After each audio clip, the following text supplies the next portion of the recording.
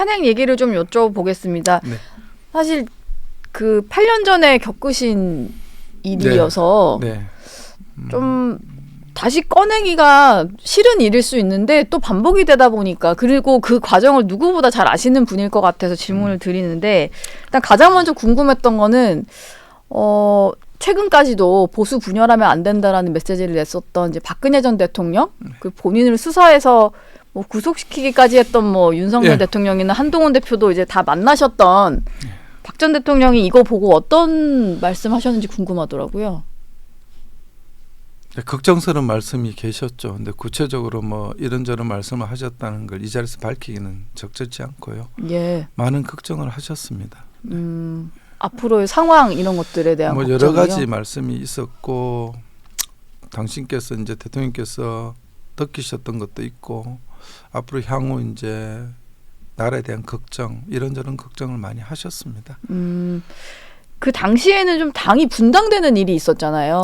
뭐 그런 거에 대한 걱정이 좀 있으시지 않을까 지금 싶은데. 상태는 뭐 분당까지는 저는 안 갈 거라고 보고요. 예. 그리고 이제 뭐 탄핵 찬성하신 분은 저는 그래서 공개적으로 탄핵을 찬성하신 분들에 대해서는 뭐 그분들의 소신이니까 뭐 당론을 안 따른 부분에서는 본인이 책임지겠다고 얘기를 하셨으니까 예. 그런 거고 다만 섭섭했던 건 그런 겁니다. 그날 많은 분들을 속였다는 거죠. 그런 의사표시 없이 마치 찬성할 것처럼 그렇게 해놓고 가서 반대표를 던져서 많은 분들이 그 뒤통수 맞았다는 그런 느낌을 굉장히 격앙됐었어요. 저는 그거는 다른 것 떠나서 인간적인 예의가 아니라고 봅니다. 오히려 자기 소신을 의총에서 명확히 밝혔어야 했다. 그렇죠. 예. 그거는 누가 뭐랄 수 없는 겁니다. 뭐 네. 저는 안철수 의원이나 김상호 의원님이나 본인의 소신에 따라 이거는 난 잘못돼서 저는 당론에 어기고 저는 찬성하겠다. 만약 당론 어긴 데서 책임을 지라면 책임지겠다. 이렇게 나오신 건 정치는 저는 당당하다고 봅니다. 예. 서로 의견이 달라도 그런 부분 저는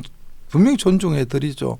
그렇지만 아무런 얘기도 안 하고 있다가 그때 찬성하신 분은 다 손을 거수를 했습니다. 예. 그래 놓고 가서 반대표를 던져버리면은 그냥 속인 거죠. 네. 그런 분들하고 어떤 그 자리에 앉아서 앞으로 어떤 일을 논의할 수 있겠냐. 여기에 대해서 많은 분들이 분노했던 거죠. 알겠습니다. 앞으로는 탄핵 심판이 절차가 진행되게 됩니다. 그렇죠. 그때 변호인 하시면서 탄핵 심판정에도 가셨었잖아요. 네.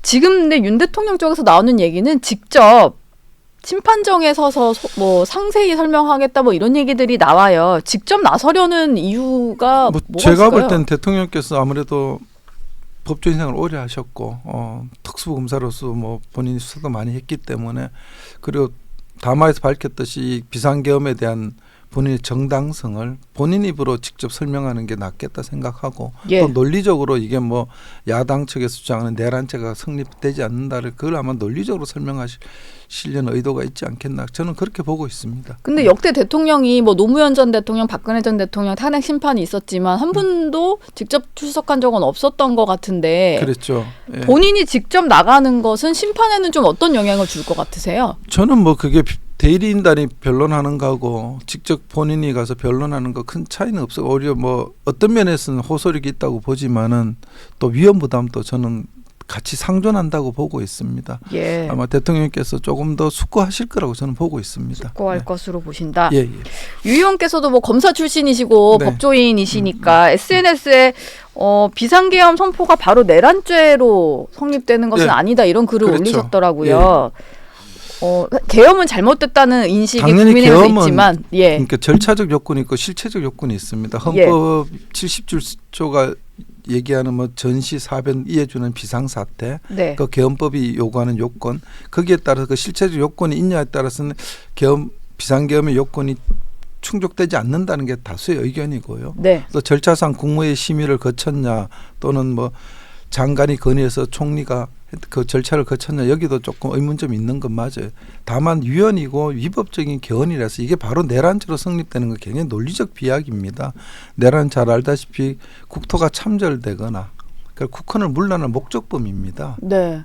주관적인 목적이 있어야 돼요. 객관적으로 한 지역을 통제할 수 없을 정도 폭동이 있어야 되거든요. 그 두 가지 요건을 놓고 봤을 때 되게 정밀하게 분석을 해야 될 거고요. 그래서 이렇게 따지면 됩니다. 이게 얘가 적절할지 않을지 모르겠는데 예를 들어 이재명 대표께서 이제 대북 송금으로 재판을 받지 않겠습니까? 본인은 이제 그게 관여하지 않았다 그러고. 예. 근데 그 대북 송금을 줬다 그래서 그 돈을 그 논리 비약을 하기 때문에 이적죄가 될 수도 있는 겁니다. 그건 아니지 않습니까? 마찬가지로 비상계엄을 선포해서 이게 대통령 권한으로 선포했는데 이게 헌법과 법률에 위배된 비상계엄인 건 인정이 되더라도 그게 바로 내란죄로 성립되냐 이거는 변론의 문제니까 그건 따져봐야 될 문제다. 그리고 법률적으로 굉장히 다퉈진다. 헌법학자들도 의견이 분분하고 법조계에서도 의견이 나눠지고 있거든요. 예. 그래서 그 말씀을 드렸던 겁니다. 이게 좀 민주당에서는 2달 안에는 끝낼 수 있는 사안이다라고 얘기를 하면서 좀 빠른 결론을 촉구를 하고 있거든요. 근데 보시기에 2달 안에 뭔가 결론 날 수 있을까요? 저는 이게 이제 대통령께서 비상계엄을 선포한 행위가 형법상의 직권 남용이 되냐에 대해서는 뭐 조금 의견이 모아지는 것 같은데 내란죄 성립에 대해서는 의견이 명확하게 저는 갈린다고 보거든요. 예. 저도 내란죄까지는 가겠냐는 의문점을 갖고 있는데 그러면 여긴 치열하게 다툼이 있을 것 같고 여러 헌법학자들 의견이나 많이 들을 것 같습니다. 물론 의견도 듣겠지만 그날 일어났던 상황이 이제 뭐 지금은 이제 언론 보도나 뭐 비디오 테이프나 CCTV로 다 나와 있겠지만 그걸 전체를 보면은 아마 그렇게 쉽게 빨리 결론 내기는 조금 더 어렵지 않나 저는 그렇게 보고 있습니다. 지금 그 본인이 직접 심판정에 나가서 변론하겠다라고 적극적으로 좀 방어하겠다고 밝히고 있는 상황인데 그러면서 동시에 헌법재판소에서 보내는 서류를 수령을 하고 있지 않아서요. 예. 이게 이재명 민주당 대표의 어떤 그 재판 관련된 소송 기록 통지서 수령 거부랑 비교가 되면서 둘 다 지금 지연 전략 쓰고 있다 이런 비판이 나오거든요. 예전에 박 전 대통령은 뭐 굳이 수령을 뭐 늦게 하고 안 하고 뭐 이러진 않았던 것 같은데. 저희는 뭐 바로 예. 했습니다. 그래서 뭐 저도 정확한 사실관계는 모르겠고 언론에 나온 것만 보고 있는데 어떤 이유가 있지 않겠나 보고 있고 뭐 그런 문제는 금방 곧 해소될 것 같습니다. 해소될 것 같다. 예, 왜냐하면 이제 지금 이제 수사 주체도 공수처로 이첩이 돼서 예. 단일 주체로 되기 때문에 그러면은 이제 뭐 그쪽에서 정식적인 뭐 소환 절차 하면은 저는 예. 당연히 응하실 거라고 보고 있습니다. 네.